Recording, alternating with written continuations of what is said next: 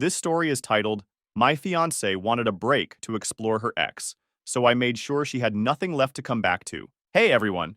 Before we jump into today's video, I need your help. We've noticed the channel is losing some traction, and subscribing is one of the best ways you can support us. It's quick, free, and it helps us keep bringing you awesome content. Your support means the world. Let's keep this channel growing together. Thanks so much. Now let's start the video. Hey guys, longtime lurker here. Finally made an account to get this off my chest because I'm going through some wild stuff right now. I'm Jake, 32 male, and up until a few weeks ago, I thought I had my life pretty much figured out. About 4 years back, I met this girl. I'll call her Brittany, 29 female, at my buddy's house party. She caught my eye right away. Blonde, fit, with this confidence that just pulled me in. We started talking, and man, the way she kept laughing at my jokes and touching my arm, I knew I wanted to see where this could go. We hit it off quick. She's a graphic designer, does freelance work for some big clients. Our schedules matched up real nice. We'd catch dinner after work, spend weekends hiking or checking out new restaurants. The chemistry was amazing too, if you know what I mean. After dating for about a year, moving in together just made sense. I had this nice place in a good neighborhood. 2-bedroom, updated kitchen, the stuff that matters. Brittany moved in with her clothes, some furniture, and these plants she was obsessed with. Living together was surprisingly easy. We didn't have those annoying fights about dishes or laundry that my buddies were always complaining about with their girlfriends. Fast forward 3 years, and things were solid between us. We started talking about marriage, kids, all that future stuff. I'd been saving up for a while and finally got her this ring. Spent way more than I probably should have. But I wanted it to be special, you know? Nothing crazy fancy, but the kind that makes her friends jealous but doesn't scream trying too hard. I proposed during this weekend trip to the mountains. Got down on one knee with this perfect sunset behind us. Total rom-com moment, but it felt right. Brittany cried, the good kind of crying, and said yes before I even finished asking. That night, we stayed up late, talking about wedding plans and our future together. We picked October for the wedding, found this awesome venue by a lake about an hour outside the city, put down deposits, started looking at catering options, the whole 9 yards. My parents even threw in some cash to help with costs, though I was covering most of it. That's just how I am. I like handling the big stuff. Brittany got super into planning. She'd send me these Pinterest boards with flowers and table settings.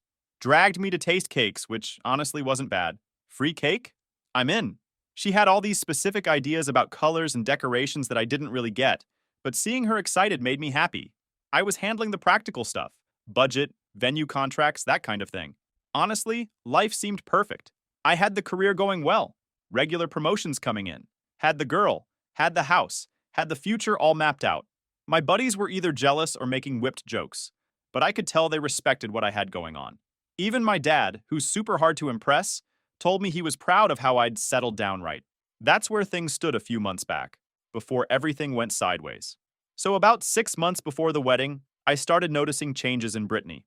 Nothing major at first, just little things that seemed off. I'm pretty observant, gotta be in my line of work, so these small shifts didn't slip by me. The wedding planning that had Brittany all excited suddenly became something she kept putting off. Earlier, she'd text me dress options during work, or call me about which flowers to pick. Now when I'd ask basic stuff like, "Hey, did you decide on your bridesmaids yet?" she'd just shrug and go, "Not yet, still thinking about it." Same deal with her dress, the cake, the DJ, all the things she used to obsess over.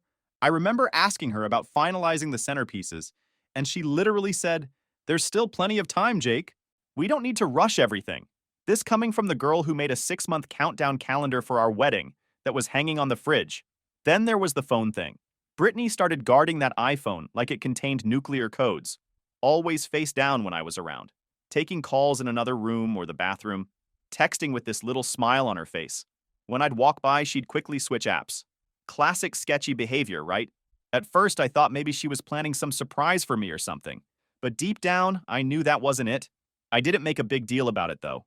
Didn't want to come off as the jealous, controlling boyfriend. Plus, I wanted actual evidence before saying anything. That's when the real eye-opener happened at this party with our friends. Someone suggested playing this stupid TikTok game where you answer questions without thinking. Most questions were silly stuff like, "What's your most embarrassing moment?" Or, "Who would you swap lives with for a day?" Then came the question, if you could relive one relationship from your past, which would it be? Without even hesitating, Brittany said, "Definitely Ryan." The whole room went quiet for a second. Ryan was her college boyfriend. They dated for like 2 years before we met. According to Brittany, he was her first serious relationship. The guy who supposedly broke her heart when he cheated on her with some girl from his study group. Our friend Sam tried to smooth things over with some joke, but man, that moment felt weird. I kept my face neutral, but inside I was like, what the actual hell? Who says that in front of their fiancé? Later that night when we got home, I casually brought it up. Tried to keep it light, you know? So Ryan, huh? Interesting choice for that question. She instantly got defensive. Oh my god, it was just a stupid game. Don't read into it. I was just saying the first thing that came to mind. And sure, but of all your exes, that's who you'd want to relive a relationship with? The guy who cheated on you? She rolled her eyes. Jake, seriously, it doesn't mean anything. Can we not make this into a thing? I dropped it after that. Didn't seem worth fighting over, but it stuck with me. After that night, I started paying more attention. Noticed she'd been searching Ryan's name on Instagram. Found out through a mutual friend that Ryan had actually moved back to town a couple months ago after his divorce. Convenient timing, right? And then came Brittany's best friend, Kelly. That girl was hanging around our place a lot more. She'd be there when I got home from work, sitting with Brittany at the kitchen island. Their conversation stopping abruptly when I walked in. Kelly would give me this weird smile and say something like, just girl talk, before changing the subject. I overheard Kelly one night when I came home early. She was sitting with Brittany on our couch. So you're telling me you never think about Ryan anymore? Like at all? Kelly was saying. I mean, it was years ago, Brittany replied, not sounding very convincing. But he was your first real love, Kelly pushed. Those never really go away. I made some noise in the hallway, and suddenly they were talking about some TV show.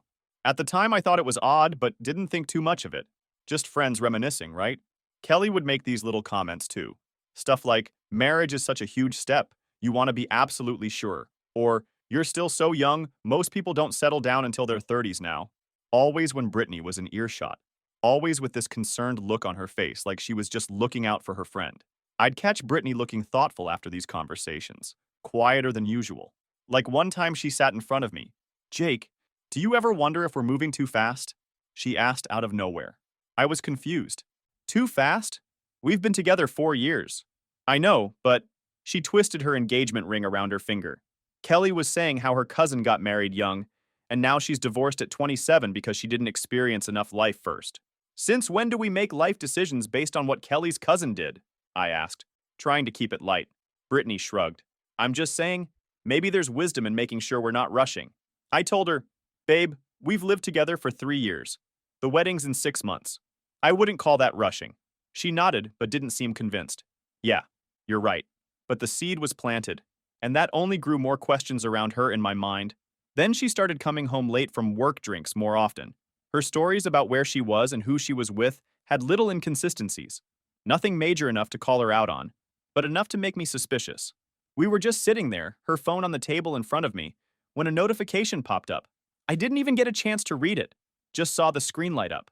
Before I could react, she practically lunged for it, nearly knocking over her drink in the process. I raised an eyebrow. She fumbled out some excuse. Just a group chat, nothing important. Her voice was too quick, too forced. I leaned back, keeping my expression neutral. I didn't say anything, but I didn't have to. That reaction alone set the alarm off. Little things kept piling up after that. Texts she angled her screen away for. Dates when her stories didn't line up. Not proud of it, but I even checked our shared cloud. Found pictures of her at restaurants she never mentioned. Places we'd never been together. Little did I know how bad it was about to get. Then one day, everything finally came out in the open. I got home from work earlier than usual, thinking maybe Brittany and I could grab dinner at that Italian place she likes. Walking through the door, I immediately felt something was off. Brittany was sitting on our couch, still in her work clothes, staring at her phone with this weird, nervous energy. Hey, babe, I said, dropping my keys in the bowl by the door. You hungry? Thought we could hit up Marcello's. She jumped a little, like she hadn't heard me come in. Oh, Jake, we need to talk. 4 words no guy ever wants to hear, right?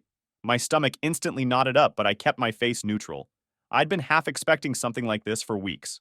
All right, I said, sitting down across from her. What's up?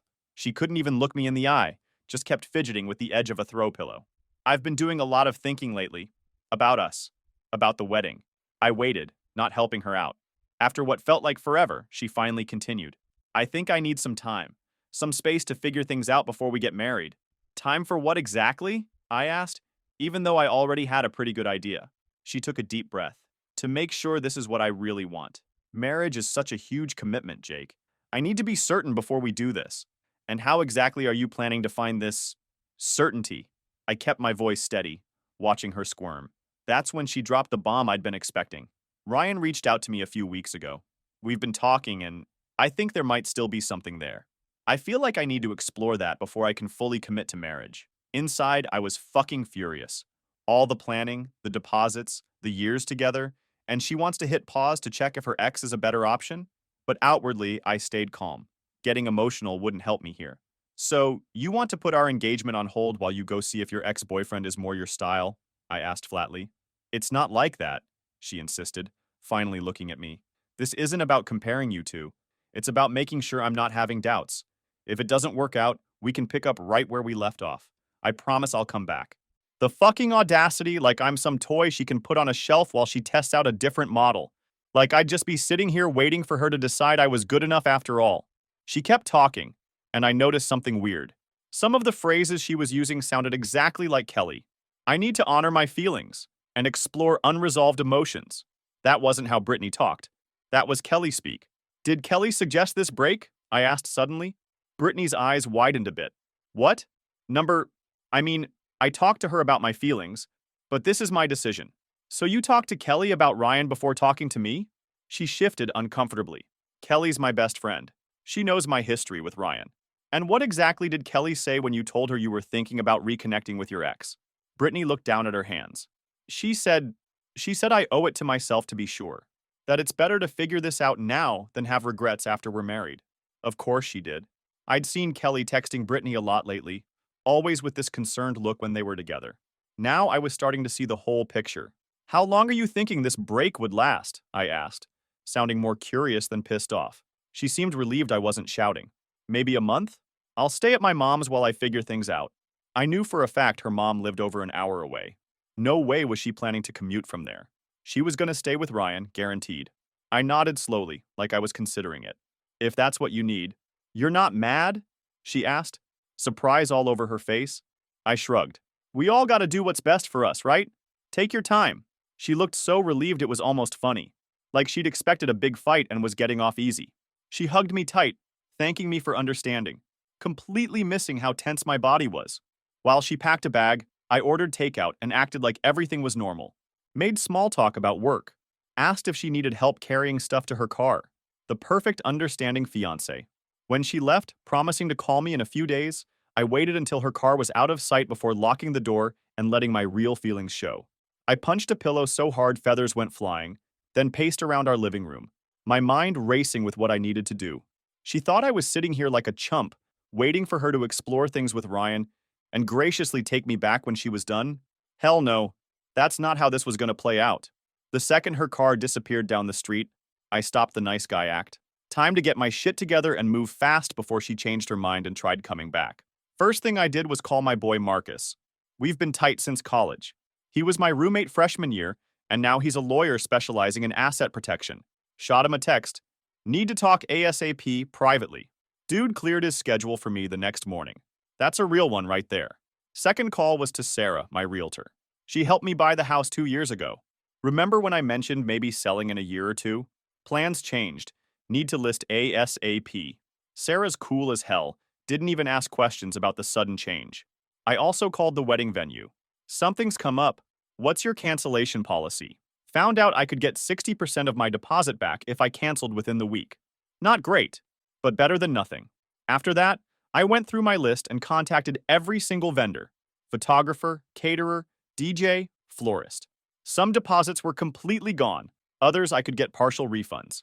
Whatever, it was just money. The important thing was making sure everything was dismantled before Brittany had a chance to weasel her way back.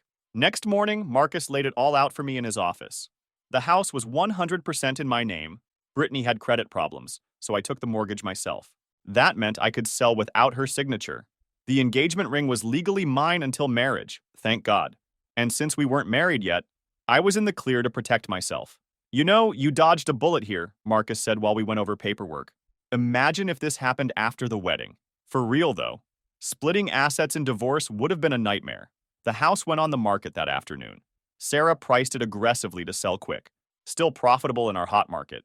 Started packing my essential stuff and rented a storage unit for the rest. While cleaning out the home office, I found something interesting, a folder marked personal in Brittany's desk. Being the suspicious dude I now was, I looked inside. Holy shit. Credit card statements showing over $42,000 in debt she'd never told me about.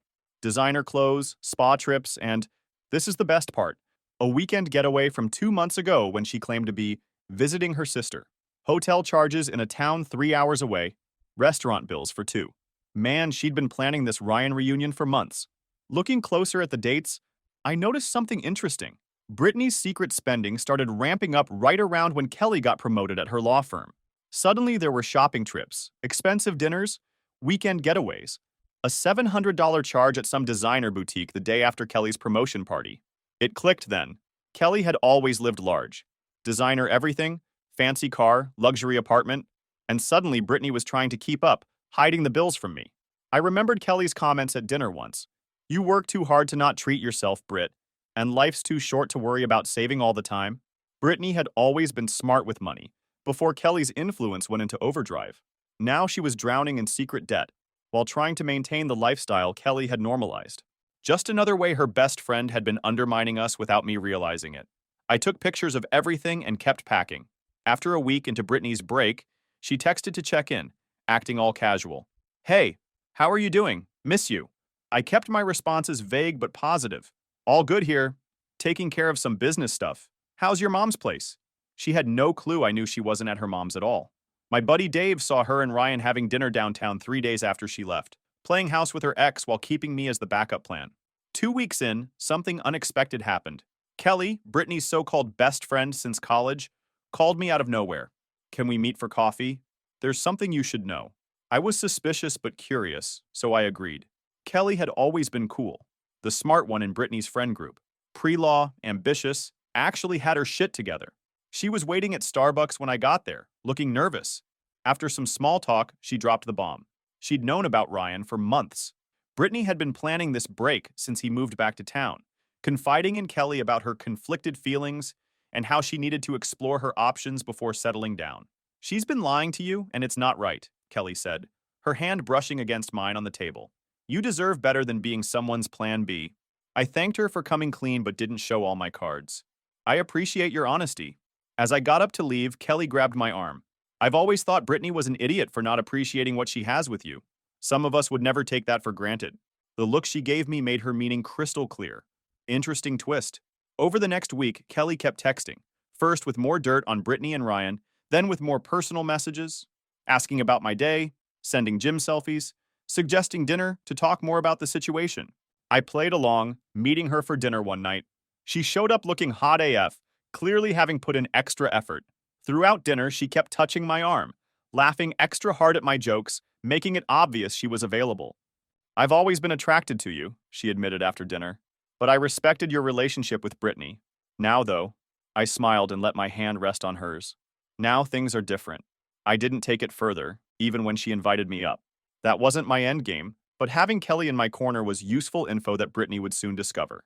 Meanwhile, the house sold in just 9 days, $15,000 above asking price. I closed the deal and moved my remaining stuff to a sick apartment downtown. I also accepted a promotion at work that I'd been on the fence about. Came with a fat raise but required relocating to our Seattle office. My life was completely transforming, while Brittany remained clueless, still thinking I was at home waiting for her to finish finding herself. 3 weeks into her break, she texted that she wanted to meet that weekend to talk about us. Her timing couldn't have been better. Everything was in place. What she didn't know was that I'd already sold our house, canceled our wedding, packed my stuff, and lined up my new job in Seattle. Oh, and her bestie had been blowing up my phone with flirty texts and pics all week. Game time. I suggested meeting Brittany at this coffee shop downtown. Neutral territory. Public enough that she couldn't make a scene, or so I thought. I got there early, grabbed a corner table, and waited. When she walked in, I could tell she was in full win-him-back mode. Hair freshly done, wearing this green dress she knew I liked, full makeup. The works. Her face lit up when she spotted me, rushing over with this big smile like we were in some rom-com reunion scene. She went for a hug that I barely returned, just a quick pat on the back. I've missed you so much, she gushed, sitting down across from me. These past few weeks have been really eye-opening. I just sipped my coffee and let her talk. She launched into this whole speech that sounded rehearsed as hell, all about how seeing Ryan again had given her the closure she needed and made her realize I was truly the one, how she was ready to fully commit to our future and couldn't wait to become my wife. Like I was supposed to just be waiting around with open arms? Please. When she finally stopped to breathe, I smiled. You done? Her expression faltered a little. What? I'm asking if you're finished with your little speech. She blinked, clearly confused by my tone. Jake, I'm trying to tell you I want to come home. That I choose you. I leaned forward. That's interesting timing, because I just sold our house. The color drained from her face. You… what? Sold it. Closed last week. Made a nice profit, too. She stared at me like I'd grown a second head. But, where are you living? Got a sweet place downtown. Just until next month when I move to Seattle for my new position. Her mouth opened and closed like a goldfish. Seattle? New position? What are you talking about? I took another sip of coffee. Oh, and I canceled the wedding. Lost some deposits, but most vendors were pretty understanding when I explained the situation. Tears started welling up in her eyes. You canceled our wedding? Without even talking to me? I let out a cold chuckle. Oh, you mean like how you talked to me before running off to explore things with Ryan? Right. You didn't ask. You informed me. So, I did the same. I met her stare, unshaken. You wanted space? Congrats. Now you've got all the space in the world. This isn't fair at all, she cried, getting louder and making people at nearby tables look over. I just needed some time to be sure, I shrugged, and I needed to move on with my life. By the way, I found your credit card statements. The $42,000 in debt you've been hiding? Including that weekend you definitely weren't at your sister's? That's your problem now. Her face crumpled as reality hit her. Her safety net was gone. Her backup plan had vanished. We can still fix this, she pleaded, reaching for my hand across the table. We can push back the wedding, find another house. Her phone buzzed on the table. A text notification from Kelly lit up the screen. Did he buy the bullshit apology? LOL. Brittany's eyes went wide as she grabbed her phone, but it was too late. I'd seen it, and she knew I'd seen it. Kelly's been texting you? She looked baffled. Among other things, I said with a slight smile. Though to be honest, I've been more interested in getting to know Jess from my office. She's been incredibly supportive through all this. That part was actually true. While Kelly had been throwing herself at me mostly to get back at Brittany, found that out later, Jess from accounting had been genuinely cool, letting me vent, helping me navigate the relocation paperwork, just being a real friend. Something that might turn into more in Seattle, but I was taking it slow. No need to tell Brittany all the details, though. You've been seeing other people? She asked, voice cracking. While I was gone? No, Brittany. I've been rebuilding my life while you were cheating on me with your ex. There's a difference. She broke down, started full-on crying then, mascara running down her face. People were definitely staring now. Please, Jake, I made a terrible mistake. I love you. We can start over. Please give me another chance. I stood up, dropping cash for the coffee. That's the thing, Britt. I already have started over, and my new life doesn't have room for someone who treats me like an option. As I walked toward the door, she called after me. What am I supposed to do now? I turned back one last time. I hear Ryan's available. The word is he's already seeing someone new. Tough break. The look on her face was priceless. Like she couldn't process that her carefully laid plans had completely blown up in her face. Walking out of that coffee shop felt like dropping a 100-pound weight I didn't even know I was carrying. For weeks, I'd been so focused on the logistics, selling the house, canceling the wedding, setting up my move, that I hadn't processed my emotions. But in that moment, walking away from her tears and manipulation, I felt fucking free. Later that night, the texts started coming in. First apologetic. I'm so sorry. Please can we talk? Then angry. I can't believe you sold our house without telling me. Then desperate. I'll do anything to fix this. Anything. I didn't respond to any of them. What was there to say? The next day, her mom called me. Apparently, Brittany had shown up at her place in hysterics, telling some twisted version of events where I was the bad guy. Classic. Her mom actually seemed surprised when I calmly explained the real situation, including the Ryan stuff. I had no idea she was even in contact with him, her mom said, sounding genuinely shocked. She told me you two were just taking a break to think about the wedding. Well, now she has all the time in the world to think, I replied. And yeah, it's been 3 months since the coffee shop showdown with Brittany, and holy shit has my life changed. Seattle is awesome. My apartment has this sick view of the water. I can literally see the Space Needle from my living room. The tech scene here is insane, and my new position has me heading up an entire division.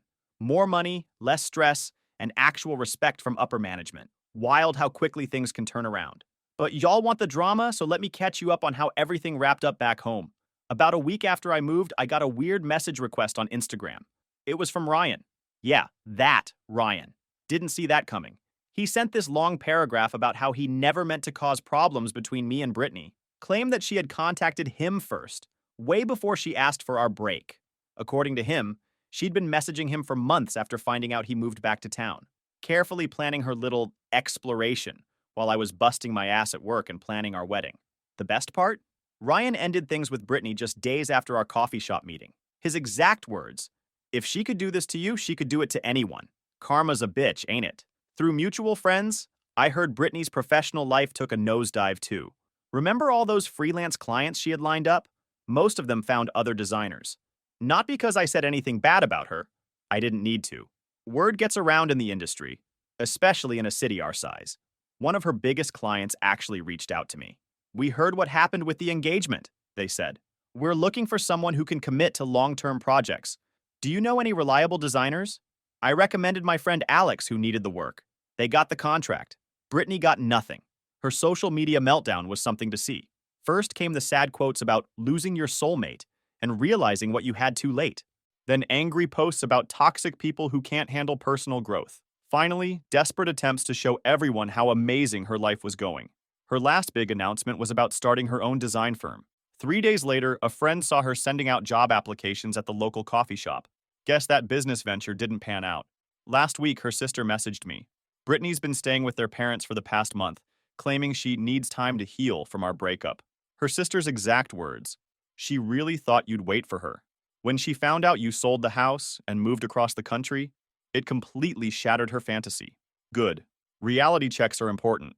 The most satisfying moment came during a video call with our old friend group. They were filling me in on local gossip, and someone mentioned seeing Brittany at a cafe trying to explain to a potential client why her portfolio website was down. Turns out she forgot that I was the one who set it up and maintained it. She couldn't figure out how to renew the hosting when it expired. Not my problem anymore. My new life here is coming together better than I could have imagined. Started taking Spanish lessons, even adopted this goofy rescue dog named Moose. Dude's a better companion than Brittany ever was. Doesn't lie about where he's been, and is actually excited to see me when I get home. The tech community here is super welcoming. Last week I was asked to speak at this developer conference, something that never would have happened if I'd stayed in my comfort zone back home. It's crazy how much you can accomplish when you're not dragging dead weight. I had one final interaction with Brittany about a month ago. She emailed asking for some old photos from our shared cloud account. I'd already downloaded what I wanted, and closed the account weeks earlier. Her email said, "I know you're trying to erase me from your life, but you can't just delete our memories." Those 4 years meant something. My reply was simple. "You're right. Those years taught me what I don't want in a partner. Thanks for the lesson." Some mutual friends think I'm being too harsh. They say I should be more understanding of her moment of confusion. But that wasn't a moment. It was a calculated decision to keep me as a safety net while she pursued what she thought was a better option. As for Kelly and that whole situation, we hooked up a couple times before I moved, but there wasn't anything real there. She was more about getting back at Brittany than actually being with me. I'm cool with that. We both got what we wanted. Jess from work ended up transferring to the Seattle office too. We've been dating for about a month now. Taking it slow, but it's good. She's straightforward, ambitious, and doesn't play games. Night and day compared to what I had before. The biggest lesson from all this? When someone shows you who they are, believe them the first time. Don't wait around hoping they'll suddenly become a better person. Brittany showed me exactly who she was. Someone willing to put our entire relationship on pause to test drive an ex. I'm just glad I found out before we signed those marriage papers. Now I'm in an awesome city with a killer job, making new friends, and feeling positive about the future. The pain of betrayal has been replaced by straight-up gratitude for dodging that bullet. Thanks for following along with my story, Reddit. Your comments and messages helped more than you know. Gonna sign off now. Moose needs a walk and I've got dinner plans with Jess. Life goes on, and sometimes it goes on way better than you could have imagined.